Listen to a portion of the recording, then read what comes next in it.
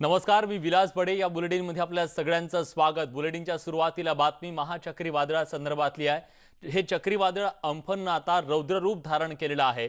अवघ्या काही वेळामध्ये आता हे चक्रीवादळ समुद्र किनाऱ्यावरती धडकणार आहे. पश्चिम बंगाल आणि ओडिसाच्या समुद्र किनाऱ्यावर हे चक्रीवादळ धडकेल. चक्रीवादळ धडकण्याच्या आधीच अंफननं जे रौद्ररूप धारण केलेलं आहे ते पाहता तिथं समुद्रामध्ये मोठ्या लाटा तर निर्माण होता येतच, पण त्याचबरोबर मुसळधार पाऊस सुद्धा कोसळतोय.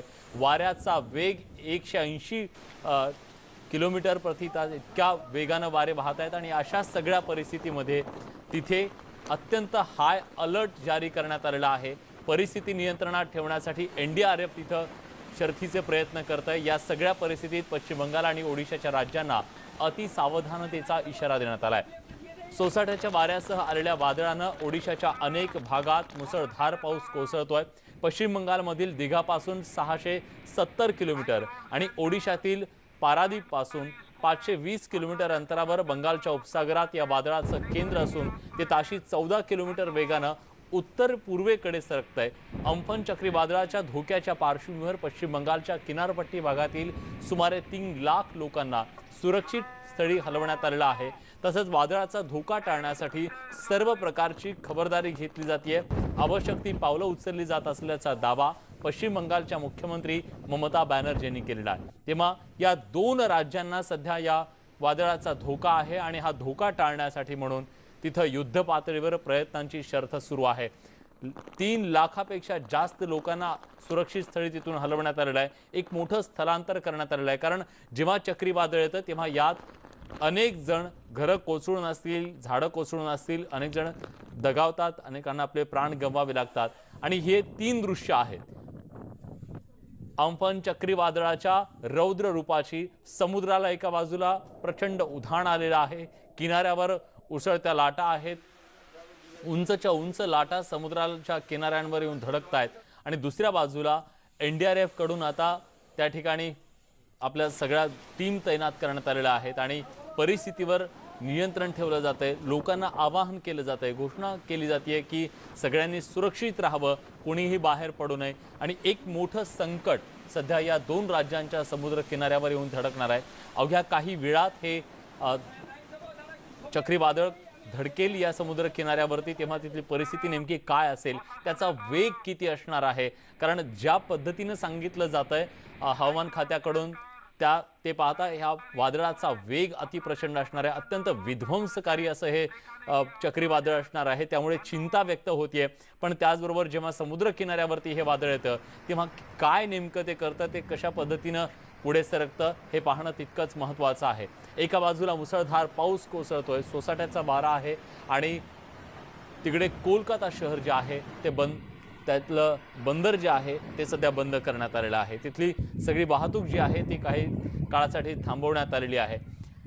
काळ्या कुठ्ठ ढगांनी सगळं आकाश व्यापलेलं आहे. मुसळधार पाऊस कोसळतोय, सोसाट्याचा वारा आहे. वाऱ्याचा वेग इतका प्रचंड आहे की अनेक झाडं, हजारो झाडं तिथं कोलमडून पडलेली आहेत आणि रस्त्याच्या दुतर्फा जी झाडं होती ती कोलमडून पडलेली आहेत. शेतीमधली घरांवरची ही झाडं जी आहेत ती कोलमडून पडलेली आहेत. हे सगळं आता विध्वंस जो आहे तो येणाऱ्या काही दिवसात आपल्या सगळ्यांच्या समोर येईल. पण आत्ता जी परिस्थिती पश्चिम बंगाल आणि ओडिसा या दोन राज्यांमध्ये निर्माण झालेली आहे ती काहीशी चिंताजनक म्हणावी लागेल, आव्हानात्मक म्हणावी लागेल. कारण या चक्रीवादळाचा जो विध्वंस करण्याची शक्ती आहे ती मोठी मानली जाते. विध्वंसकारी असं हे चक्रीवादळ असल्याचं बोललं जातंय आणि स्वाभाविकपणे इथल्या सगळ्या नागरिकांना चक्रीवादळांची तशी सवय आहे. दरवर्षी इथं चक्रीवादळं येत असतात, धडकत असतात. पण यावेळचं हे चक्रीवादळ हे अधिक विनाशकारी असू शकतं अशी शक्यता वर्तवली जाते. त्यामुळेच याला महाचक्रीवादळ सुद्धा म्हटलं जातंय. पण तरी देखील प्रशासनानं तिथं शर्थीचे प्रयत्न केलेले आहेत. एका बाजूला कोरोनाचं संकट आणि दुसऱ्या बाजूला आता या चक्रीवादळाचा सामना सगळ्यांना करावा लागतोय. उदय जाधव आपले प्रतिनिधी आपल्या सोबत आहेत. उदय, या आधी जेव्हा पोरबंदरमध्ये गुजरातच्या चक्रीवादळ आलं होतं, तुम्ही ते जवळून पाहिलं, ते कव्हर केलं होतं. ते चक्रीवादळ आणि हे चक्रीवादळ, काय फरक आहे या चक्रीवादळांमध्ये? विलास, गेल्या वर्षी जून महिन्यामध्ये गुजरातच्या किनाऱ्यावरती वायू हे चक्रीवादळ येऊन धडकलं होतं आणि त्या चक्रीवादळाचा वेग देखील 150 ते 180 प्रति तास किलोमीटर या वेगाने होता आणि त्यानुसार तिथे आपत्ती व्यवस्थापनाने खूप जय्यत अशी तयारी केली होती। एक राष्ट्रीय आपत्ती व्यवस्थापनाची जी टीम आहे तीच पोरबंदर असेल आणि इतर आजूबाजूच्या किनाऱ्यावरती ठाण मांडून होती। पूर्वसूचना हवामान विभागाने दिल्यामुळे एक सज्जता, एक पूर्व तयारी जी आहे ती अतिशय चांगल्या प्रकारे करण्यात आली होती गेल्या वर्षी आणि तशीच तयारी यावर्षी सुद्धा अम्फन हे चक्रीवादळ येत आहे। त्या चक्रीवादळाच्या पार्श्वभूमीवरती पूर्वतयारी खबरदारीची घेण्यात आलेली आहे। हे अम्फन हे फक्त चक्रीवादळ नाही आहे तर महाचक्रीवादळ आहे। त्याची तीव्रता ही खूप मोठी आहे, त्याची व्याप्ती देखील खूप मोठी आहे। त्यामुळे राष्ट्रीय आपत्ती व्यवस्थापनाने खूप जय्यत तयारी केलेली आहे। आपण जर भारताची भौगोलिक परिस्थिती पाहिली तर भारताच्या पूर्व किनाऱ्यावरती सातत्याने मान्सून पूर्व अशी चक्रीवादळ येत आलेली आहेत। पश्चिम किनाऱ्यावरती त्या मानाने फार कमी चक्रीवादळ आलेली आहेत, अगदी क्वचित प्रमाणात ते येतात। मात्र गेल्या 2-3 वर्षात आपण पाहिलं तर पश्चिम किनाऱ्यापट्टीवरती देखील चक्रीवादळ येऊ लागलेले आहेत। मात्र चक्रीवादळ महाचक्रीवादळ येण्याचा जो सालाबाद प्रमाणे आपण जर प्रमाण बघितलं तर ते पूर्व किनाऱ्यावरती अधिक आहे। बंगालच्या उपसागरामध्ये मोठ्या प्रमाणात अशा प्रकारची परिस्थिती जी आहे सायक्लोनिक ती निर्माण होत असेल, त्यामुळे तिथे चक्रीवादळ येत असतात आणि हे चक्रीवादळ जे आहे ते थोपवण्यासाठी तिथे सगळ्यात पहिली जी जबाबदारी असते ती म्हणजे मनुष्यहानी जी आहे, जीवितहानी टाळण्यासाठी काय काय उपाययोजना करण्यात येतात। आंध्र प्रदेश आणि ओरिसा हे 2 राज्य आहेत। या 2 राज्यांनी अशी महाचक्रीवादळ खूप सोसलेली आहे। त्यांचा खूप मोठा त्या संदर्भात त्यांचं वास्तवाला सामोरं जावं लागलेलं आहे। खूप मोठी मनुष्यहानी देखील गेल्या काही दशकांमध्ये झालेली आहे। त्यामुळे इथल्या प्रशासनाने खूप चांगल्या उपाययोजना गेल्या दशकभरामध्ये केलेल्या आहेत। NDRF national disaster response force ही जी आहे ती स्थापन करण्यात आली होती। ती आज ओरिसा आणि आंध्र प्रदेशमध्ये सातत्याने जेव्हा चक्रीवादळ येऊन धडकत होते त्यांनी जे काही मोठं आर्थिक आणि मनुष्यहानी करत होतं त्याला कुठेतरी थोपवण्यासाठी त्यातून काहीतरी उपाययोजना करण्यासाठी हे करण्यात आलं होतं आणि त्यांनी खूप चांगला रिझल्ट जो आहे तो देखील दिलेला आहे। गेल्या वर्षी किंवा त्याच्या आदल्या वर्षी जेव्हा ओरिसा असेल, आंध्र प्रदेश असेल इथे जेव्हा चक्रीवादळ येऊन थोपवली होती तेव्हा खूप मोठ्या प्रमाणात किनाऱ्यावरच्या नागरिकांचं स्थलांतर करण्यात आलं होतं। गेल्या वर्षी सुद्धा पोरबंदरमध्ये 3 ते 3.5 लाख लोकांचं स्थलांतर करण्यात आलं होतं यशस्वीपणे। त्यामुळे तिथे जीवितहानी देखील टाळण्यात आली आणि सुदैवाने वायू हे चक्रीवादळ पोरबंदरच्या किनाऱ्यावरती येऊन धडकण्याआधी त्याने सौम्य प्रकारे त्याचा जो वेग आहे तो झाला होता। त्यामुळे मोठी जीवितहानी एनडीआरएफ बद्दल सांगताय, एनडीआरएफची खूप महत्वाची भूमिका आतापर्यंत या वादळांचा सामना करण्यासाठी झालेली आहे आणि याच एनडीआरएफची पत्रकार परिषद सध्या सुरू आहे। आपण थेट त्या पत्रकार परिषदेमध्ये जातोय, काय माहिती देतात कलकत्ता में बुलाया गया है क्योंकि कलकत्ता जो नगरी क्षेत्र है, जो अर्बन एरिया है, उसमें उनको लगाया गया है। सभी टीमों के पास सैटेलाइट कम्युनिकेशन और QDA है, सो हम लोग किसी कम्युनिकेशन सेटअप पे डिपेंडेंट नहीं है। We are independent, self dependent and we can set up our own communication system. Cyclone Fani के जो तजुर्बे हुए थे उसके आधार पर हमारे पास एक्स्ट्रा ट्री कटर्स हैं, पोल कटर्स हैं, ऑलरेडी इस्तेमाल में लगने लगे हैं। और जैसा कि मैं बार बार कह रहा हूं कि ये एक स्पेशल कॉन्टेक्स्ट है क्योंकि कोविड जो आज का विषय भी है, कोविड के कॉन्टेक्स्ट में हम लोग साइक्लोन से डील कर रहे हैं और ये शायद नए नॉर्मल की एक और परिभाषा होगी आने वाले कई दिनों तक कि जो भी डिजास्टर होंगे, जो आपदाएं होंगी, नेचुरल डिजास्टर्स, वो कोविड के कॉन्टेक्स्ट में होंगी, चाहे वो साइक्लोन हो या आने वाले सिचुएशन में मानसून में फ्लड का सिचुएशन हो। ये हमारा प्लेसमेंट है दोनों राज्यों को मिलाते हुए कुल 41 टीमों का प्लेसमेंट है। आप देख सकते हैं कि 2 ही टीम रिजर्व में है, वो बंगाल में है और उनमें से एक टीम, जैसा कि मैंने अभी कहा, जस्ट इस मीटिंग में आने से पहले कलकत्ता में डिप्लॉय हो रहा है। तो लगभग सभी टीमों का इस्तेमाल दोनों राज्य कर रहे हैं और ये जो स्लाइड्स हैं ये आपको मुहैया कराई जाएंगी। ये जो डिस्ट्रीब्यूशन ऑफ द 19 टीम्स हैं बंगाल में 6 जिलों में बटा हुआ है।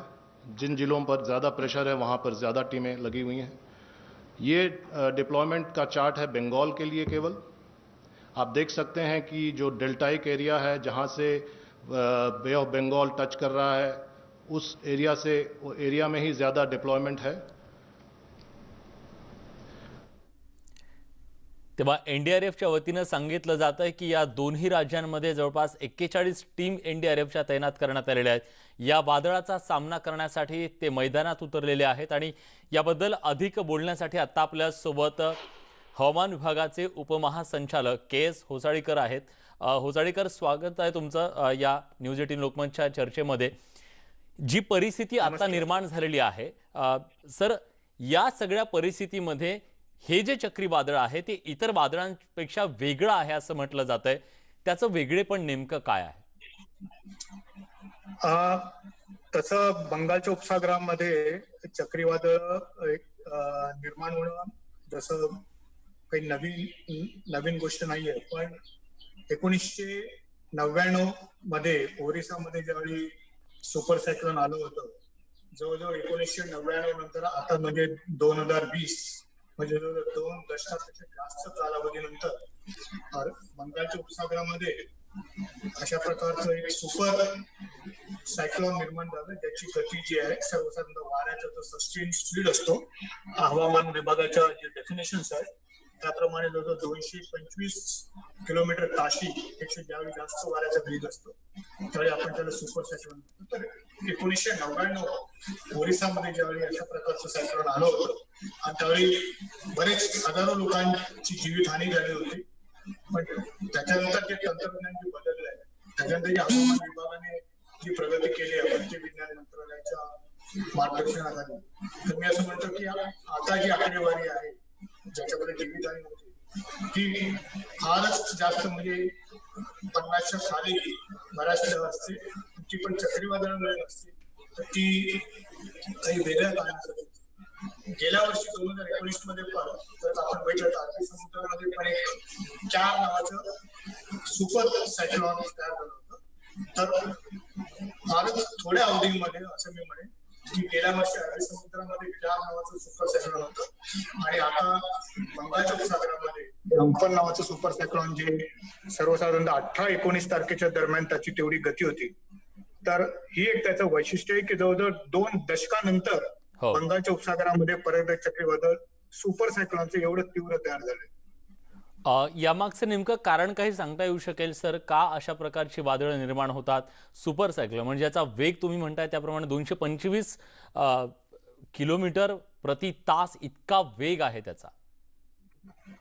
हा सर्वसाधारणतः जे क्लायमेट एक्सपर्ट आहेत म्हणजे जे दीर्घकालीन हवामानाचा जे अभ्यास करतात, तर त्या सर्वांचं असं एक मत आहे जागतिक स्तरावरती की जे हवामानामध्ये होणारे जे तीव्र बदल आहेत तर त्याचा एक परिणामाचा एक भाग असा आहे की जे नैसर्गिक आपदा येतील म्हणजे मग त्याच्यामध्ये तुम्हाला उष्णलहरी म्हणा किंवा शीतलहरी म्हणा किंवा मुसळधार पाऊस म्हणा किंवा चक्रीवादळ म्हणा, तर ह्या सर्वांची संख्या वाढण्याची शक्यता आहे, या सर्वांची तीव्रता वाढण्याची शक्यता आहे आणि त्याचबरोबर या सर्वांचा अवधी हाही वाढण्याची शक्यता आहे. तर अशा प्रकारचे जे गोष्टी आहेत, फार तीव्र चक्रीवादळ निर्माण बंगालच्या उपसागरामध्ये नाही संपूर्ण जगामध्ये अशा प्रकारची तीव्र चक्रीवादळ आता आपल्याला निर्माण होताना दिसत आहेत आणि त्याचा एक भाग जसं मी म्हणालो की कदाचित क्लायमेट चेंज हे त्याचं कारण असू शकतं. नक्कीच सध्या जगावरती एक मोठं थैमान आलेलं आहे, एक मोठं संकट, एक वादळ ज्या कोरोनानं निर्माण केलेलं आहे त्याच्याशी सामना करत असतानाच हे चक्रीवादळ धडकतंय. त्यामुळे दोन्ही राज्यांसाठी अत्यंत आव्हानात्मक परिस्थिती आहे. ओडिसाने तरी कोरोनाला थोपवण्यात आत्तापर्यंत यश मिळवलेलं आहे. आशा करूया की यापुढे सुद्धा या वादळाला सुद्धा थोपवण्यात त्यांना यश येईल. धन्यवाद सर तुम्ही दिलेल्या सगळ्या सविस्तर माहितीबद्दल. उदय जाधव सुद्धा आपल्या सोबत होते, त्यांनी सुद्धा या वादळासंदर्भातली सगळी माहिती आपल्याला दिली. धन्यवाद उदय तुमचे सुद्धा. एक छोटासा ब्रेक आपण घेतोय बुलेटिनमध्ये. ब्रेक नंतर आणखी काही महत्त्वाच्या घडामोडी. कुठे जाऊ नका, पहा फक्त न्यूज 18 लोकमत.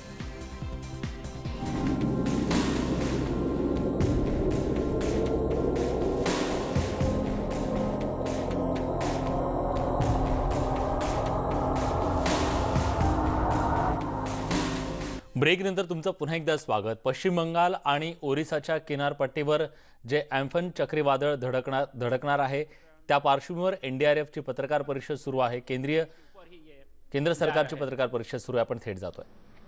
वो ये जाने के बाद फिर हमारी उम्मीद है कि सीधा नॉर्थ ईस्ट दिशा में गति करेगा और आज शाम तक ये कोलकाता के आसपास आने का उम्मीद किया जा रहा है. इसके प्रभाव में आज शाम से साउथ एंड नॉर्थ 24 परगना और ईस्ट मिदनापुर में जो पहले से ज़्यादा असर होने के लिए हम उम्मीद किए थे और पूर्वानुमान किए थे, इसके साथ साथ हावड़ा, हुगली और कोलकाता में भी जो पूर्वानुमान किए थे वो भी होने वाला है। जब साउथ और नॉर्थ सेंट्रल परगना और ईस्ट मेदिनीपुर में अभी ऑलरेडी वेरी स्ट्रांग विंड शुरू हो गया है, रिपोर्ट मिल रहा है कि विंड स्पीड लगभग 160 kmph के आसपास वहाँ हो सकता है। हमारा उम्मीद ये है कि जब ये कोलकाता के पास आएंगे वहाँ भी कोलकाता, हुगली और हावड़ा वगैरह डिस्ट्रिक्ट्स में विंड स्पीड 110 से 120 और गस्टिनेस में 135 किलोमीटर प्रति घंटा हो सकता है। सो जैसे ये 106 किलोमीटर विंड स्पीड मैक्सिमम के साथ उड़ीसा में डैमेज किए हैं, इससे आप अनुमान लगा सकते हैं जब यहाँ विंड स्पीड हमारा अनुमान 155 to 165 kmph है और गस्टिनेस में 185 kmph है, तब यहाँ नुकसान क्या हो सकता है।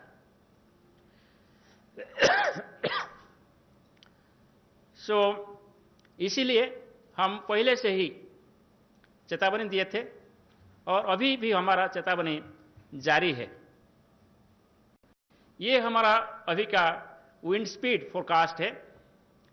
इस हिसाब से सबसे ज़्यादा मैक्सिमम विंड स्पीड साउथ और नॉर्थ 24 परगना और ईस्ट मिदनापुर डिस्ट्रिक्ट में होगा, जो कि 155 to 165, वेस्टर्न 185। ये विंड स्पीड लैंडफॉल प्रोसेस के शुरू होने के साथ शुरू हो चुका है। अभी जो साइक्लोन का जो सबसे डेंस कन्वेक्टिव क्लाउड मास आई की चारों तरफ होता है, इसको आई वाल बोलते हैं, नहीं तो वाल क्लाउड रीजन बोलते हैं। वो वाल क्लाउड रीजन का जो फ्रंट सेक्टर है वो लैंड के ऊपर जा चुके हैं। नाउ आई जस्ट लैंड को टच करने वाले हैं। इसके बाद कंप्लीटली आई अंदर जाएंगे और फिर जो रियर सेक्टर है वहां भी स्ट्रांग कन्वेक्टिव क्लाउड मास होता है और स्ट्रांग विंड होता है।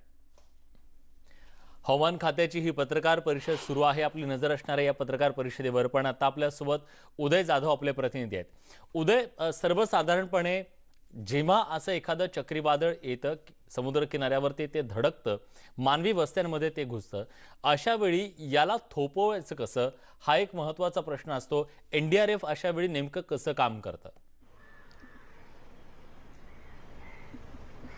विलास, आपण बघितलंय की भारतामध्ये याआधी जेव्हा जेव्हा चक्रीवादळ आलेले आहेत त्या अनेक चक्रीवादळांमधून आपल्या राष्ट्रीय आपत्ती व्यवस्थापनाने खूप धडे घेतलेले आहेत, खूप नवीन नवीन प्रयोग त्यांनी केलेले आहेत। सर्वात प्रथम म्हणजे जेव्हा चक्रीवादळ येतं तेव्हा सर्वात प्रथम स्थानिक जे रहिवासी आहेत त्यांचं दुसरीकडे स्थलांतर केलं जातं, त्यांचा जीव वाचवण्याचे प्रयत्न केले जातात। त्याचबरोबर आर्थिक नुकसान होऊ नये म्हणजे जे सर्वसामान्य नागरिकांची घरं असतील किंवा इतर काही वास्तू असतील त्या वाचवण्यासाठी खूप मोठा प्रयत्न केला जातो। सगळ्यात प्रथम म्हणजे रहिवासी इलाक्यामध्ये इलेक्ट्रिसिटी सप्लाय आहे तो बंद केला जातो, कारण जेव्हा चक्रीवादळ येतं तेव्हा खूप मोठे जे इलेक्ट्रिक टॉवर असतात, इलेक्ट्रिसिटीचे टॉवर असतील किंवा मोठं वायरिंगचं काम असतं, छोटे छोटे पिलर्स असतात, हे उलमडून पडतात। झाडं जशी उलमडून पडतात तसे हे पिलर देखील उलमडून पडतात, अक्षरशः कोसळून जातात।